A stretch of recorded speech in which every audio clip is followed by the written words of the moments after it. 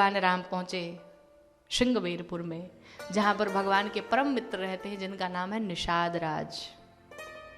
निषाद राज ने पूरी तैयारी की, भगवान के रहने खाने इत्यादि सोने की सब व्यवस्था की। कहा प्रभु आपको वन जाना है ना 14 वर्ष का, आप यहीं रहो 14 वर्ष। भगवान राम कहते हैं मैंने उदासीन व्रत धारण किया है, मैं यहां नहीं रह सकता। रात्रि विश्राम की, रात्रि के समय जब भगवान राम जानकी मैया के संग में भूमि पर सो रहे हैं, इस बात को देख करके, दृश्य को देख करके निषाद जी रो पड़े।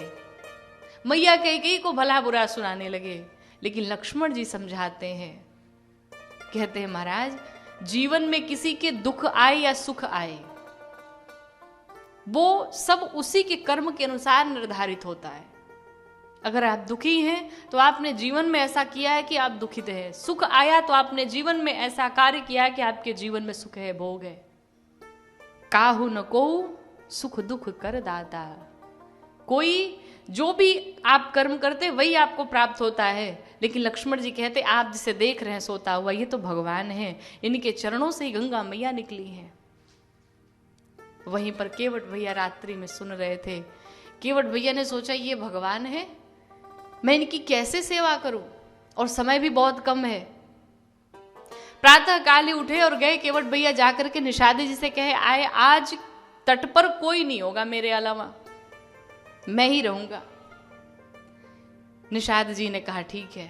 भगवान राम बट का दूध मंगा करके जटाओं को बांधते हैं, आर्यसमंत जी को विदा करते हैं, गंगा मैया के तट पे पहुंचे। एक बार सभी श्रद्धा प्रेम से जय जयकार करेंगे, बोलो गंगा मैया की जय। भगवान राम आए और आकर के केवट भैया ने देखा तो अपनी नाव को बीच में ले जाकर के रख दिया। क्यों? केवट भैया ने सोचा कहीं ऐसा ना हो भगवान सीधे चढ़ के कहे हो कि मुझे पार ले चलो तो मैं उतार नहीं पाऊंगा, इसलिए नाव बीच में लेके चले गए भगवान। और भगवान खड़े हुए और भगवान बड़ी विनम्रता से नाव मांगते केवट भैया से। गोस्वामी जी ने एक एक दृश्य का वर्णन किया। लिखते हैं कि मांगे नाव न केवट आना, कहीं तुम्हारा मरम में जाना। मांगी नाव न केवट आना, कहीं तुम्हारा मरम में जाना। चरण कमल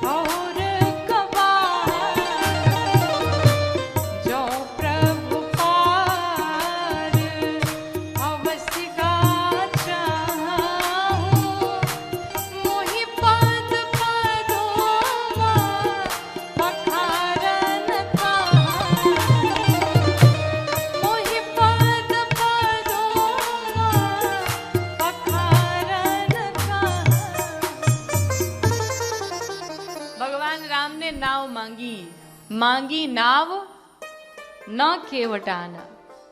इस चौपाई को अगर आप पढ़ दें, मांगी नाव न, फिर कहें केवट आना, फिर गलत हो जाएगा। अर्थात भगवान ने नाव मांगी भी नहीं, केवट चले आए।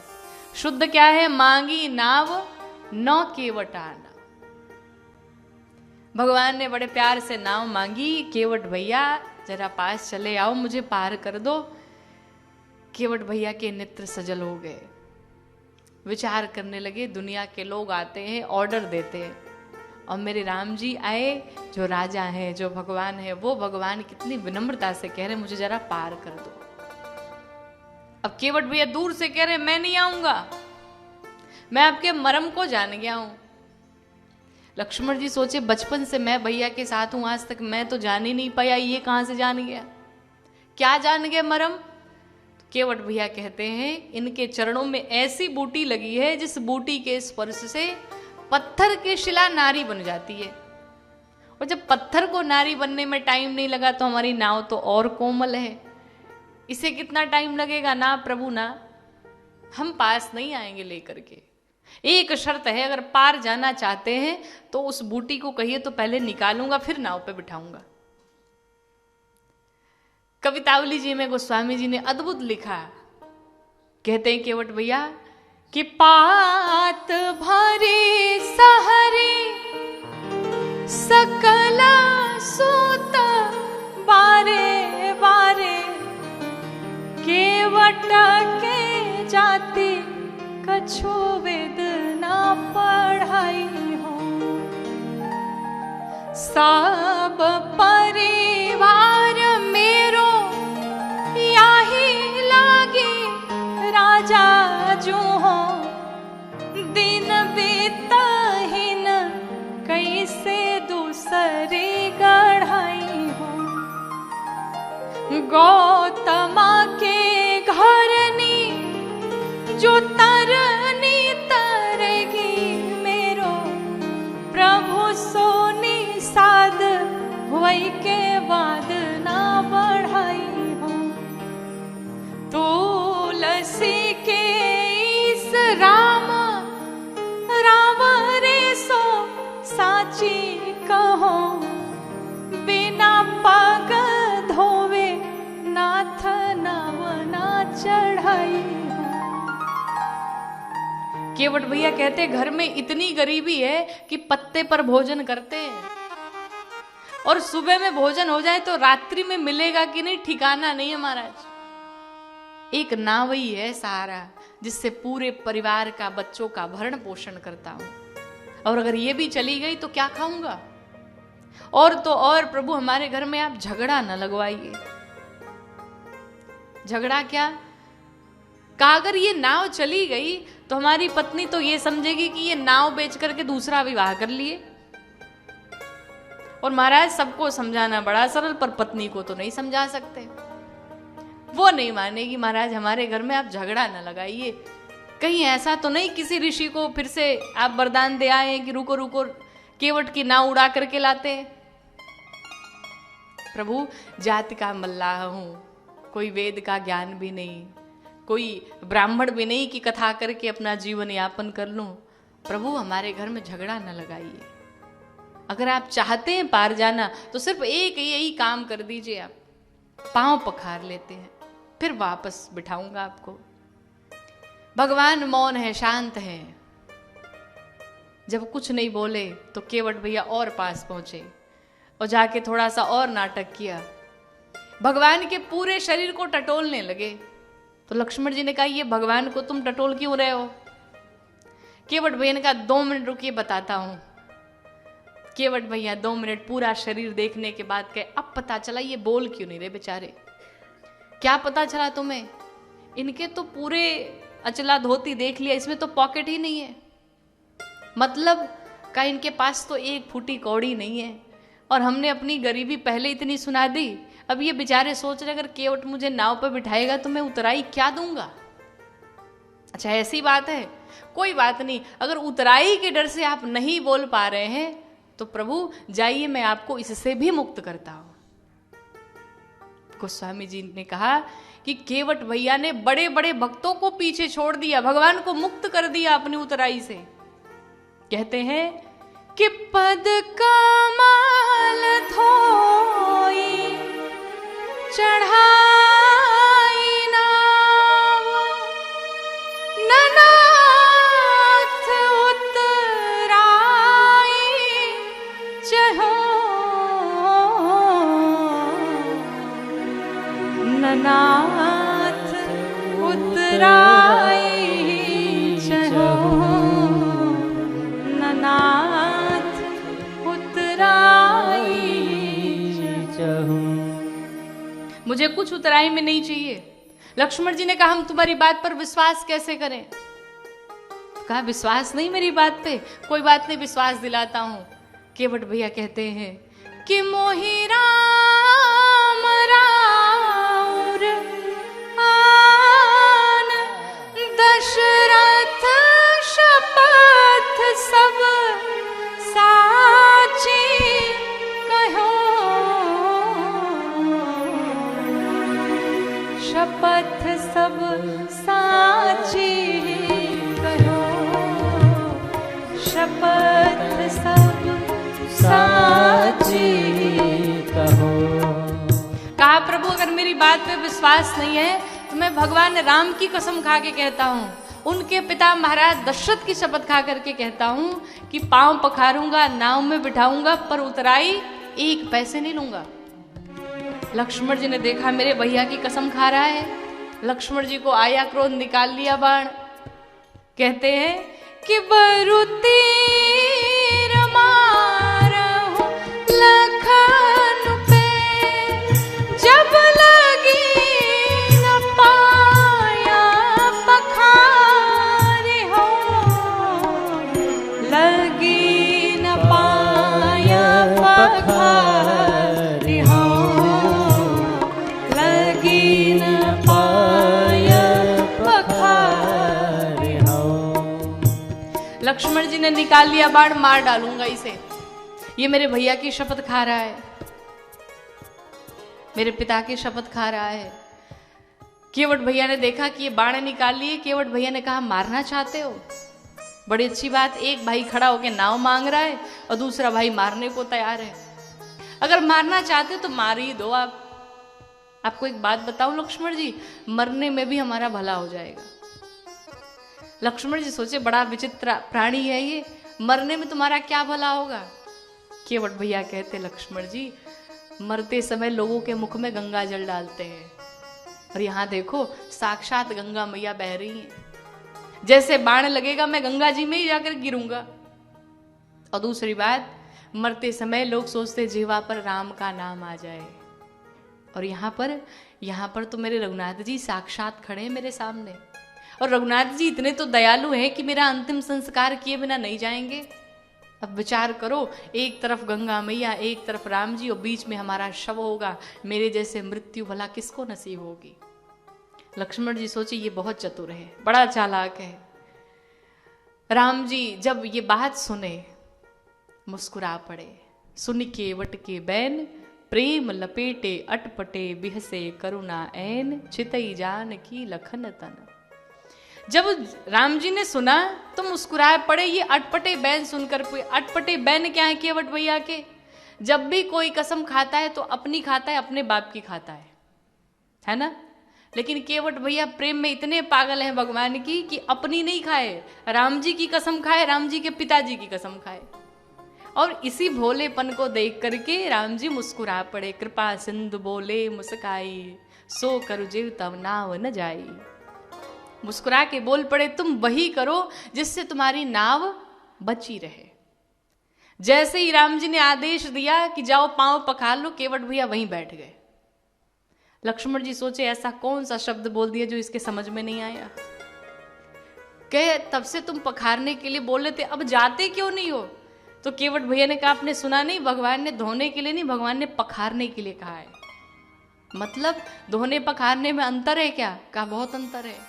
क्या अंतर है? कहा धोने का मतलब है हम अकेले धो ले, पखारने करते पत्नी के साथ में पखारे। अब लक्ष्मण जी सोचे 2 घंटे से पहले इसने खड़ा कराया, अब ये जाएगा घर बुला के लाएगा। दौड़ा भागा केवट भैया गए घर पे और जितने उनके 1 दर्जन बच्चे थे सबको बुलाया, भाई चलो आज भगवान आए गंगा मैया के तट पे। पत्नी को बुलाया, कहा देखो सब घेर के खड़े हो जाना, भगवान कहीं भगे न जाए। केवट भैया सबको लेके चले। गोस्वामी जी ने लिखा कि प्रभु रोक पाई के अरे बोलाई बालक घर बंद के चरण चहो दिसी बैठे घेरी घेर। और जब घर से चले तो क्या लेके चले? छोटो सो काठौता भरी आनी पानी गंगा जो को धोई पाय पियत पुनित बारी फेरी। कठौती नहीं लेके गए, कठौता लेके गए। क्यों? केवट भैया ने सोचा अगर कठौती लेके गया तो ये कन्या बन जाएगी, और कठौता लेके गया तो लड़का बनेगा, और बूटी काम भी की तो, और लड़का बनेगा तो बढ़िया मेरी नाव चलाएगा, मैं मालिक बन के बैठा रहूंगा, आनंद करूंगा। तो ये सोच करके कठौता लेके चले घर से। भगवान के पांव पखारे, दाहिना पांव पखारा पिया, बाएं पांव पखार के पी गए, पत्नी को पिलाया, बच्चों को पिलाया। लक्ष्मण जी ने कहा चलो अब तो बिठाओगे? कहा कहाँ? लक्ष्मण जी ने कहा अभी कोई बचा है क्या? तो केवट भैया ने कहा आप तो परदेसी हैं, चले जाएंगे, पर हमको रहना इसी गांव में है। अगर गांव वालों नगर वालों को पता चल गया कि भगवान आए थे और केवट अकेले पांव पखार के पी गया तो मार डालेंगे सब। तो लक्ष्मण जी ने कहा इसका मतलब? का इसका मतलब यही पूरे गांव वालों को बुलाऊंगा। अब 3 घंटे से पहले से भगवान खड़े, केवट भई गए वापस, पूरे गांव में डिंडोरा पीट दिया, चलो भाई भगवान आए हैं, चरणामृत मिल रहा है। अब एक गांव में बहुत कम लोग होंगे, फिर भी 1000 तो होंगे ही।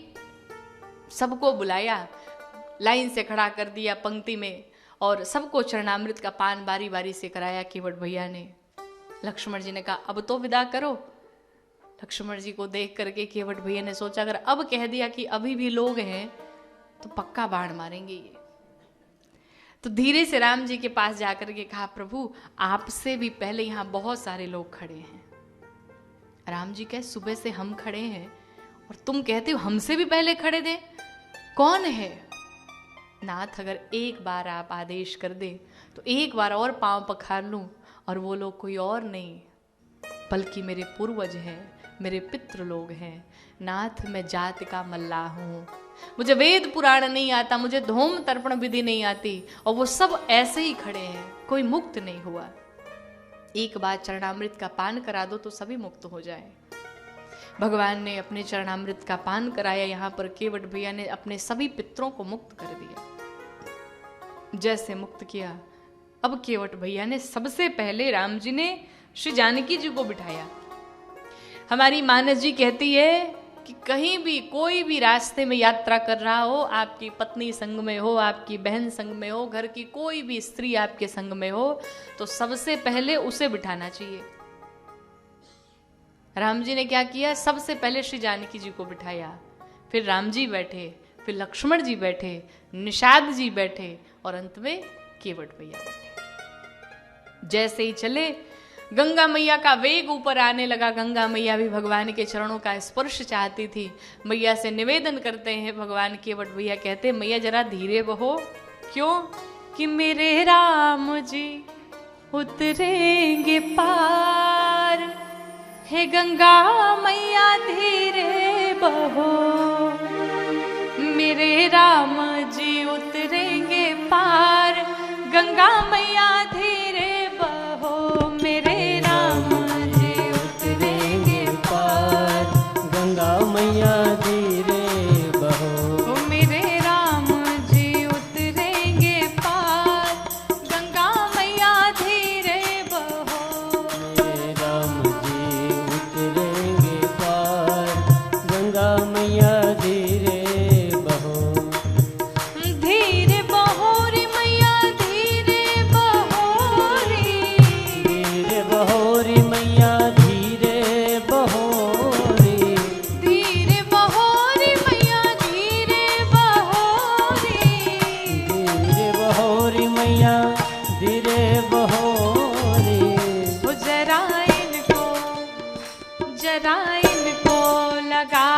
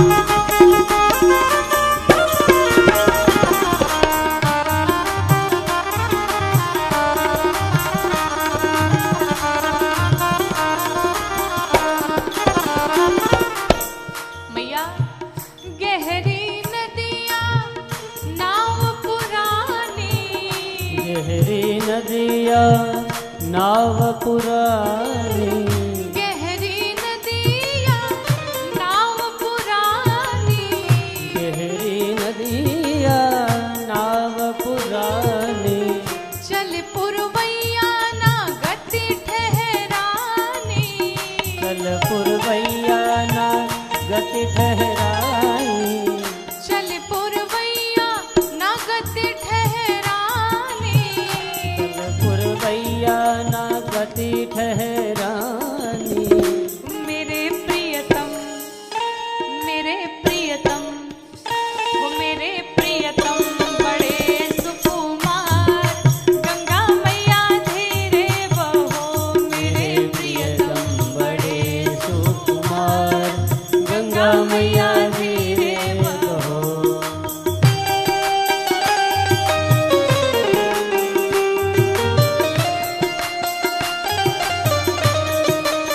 बड़े भाव से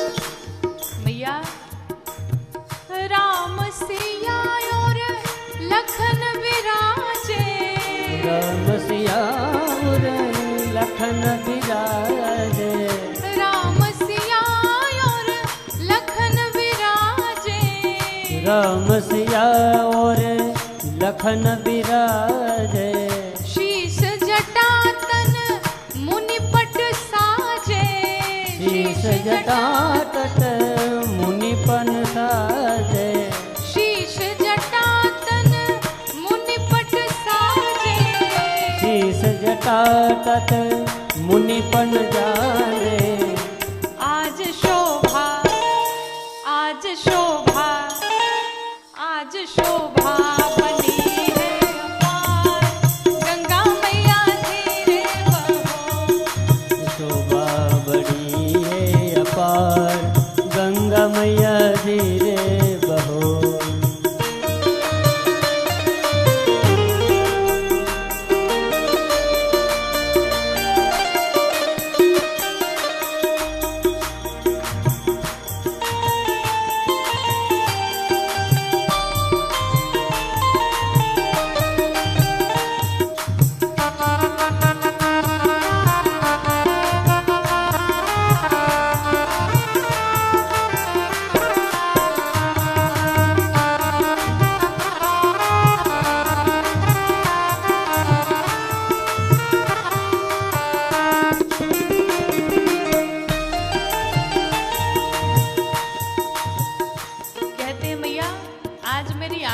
प्रसन्नता के आंसू भरे हैं। माँ, पुलक शरीर नीर अखियन में, पुलक शरीर नैन अखियन में, पुलक शरीर नीर अखियन में, पुलक शरीर नीर अखियन में, आनंद मगन होत दर्शन में, आनंद मगन होत दर्शन में, आनंद मगन होत दर्शन, आनंद मगन होत दर्शन में।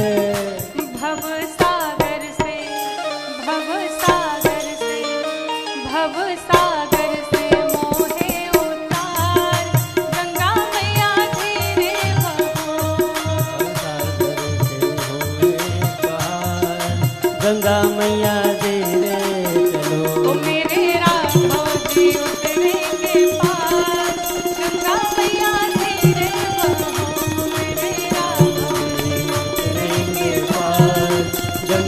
मैया धीरे चलो।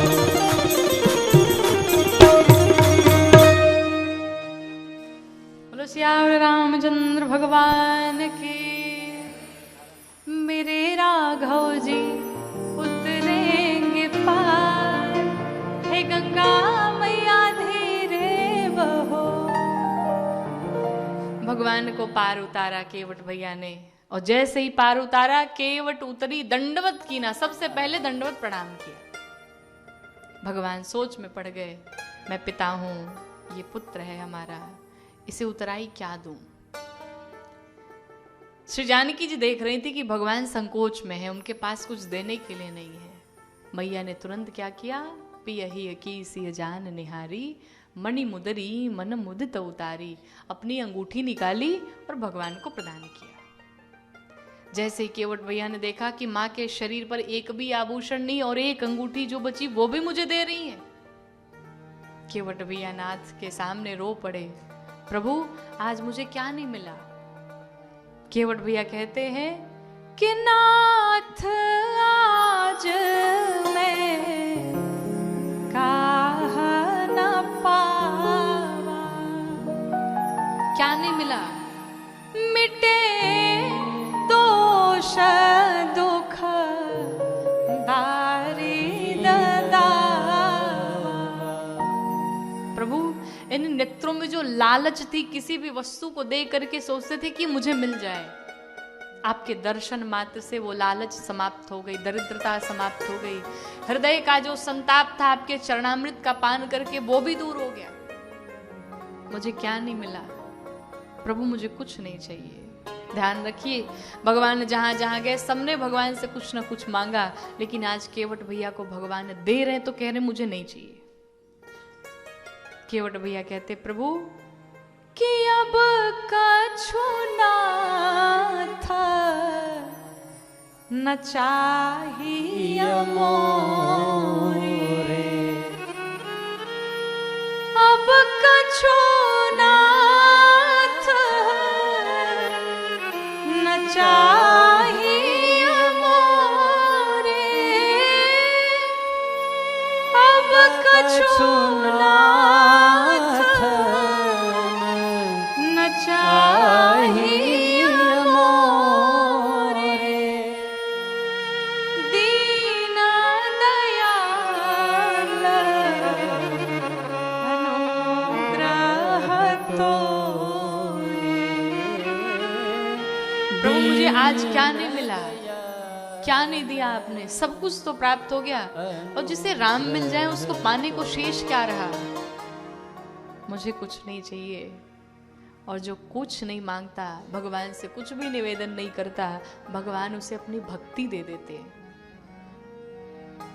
केवट भैया ने कुछ नहीं मांगा, आप अभी भगवान के पास बैठिए तो यही कहिए, अब कछु नाथ न चाहिए मोरे, दीन दयाल अनुग्रह तोरे।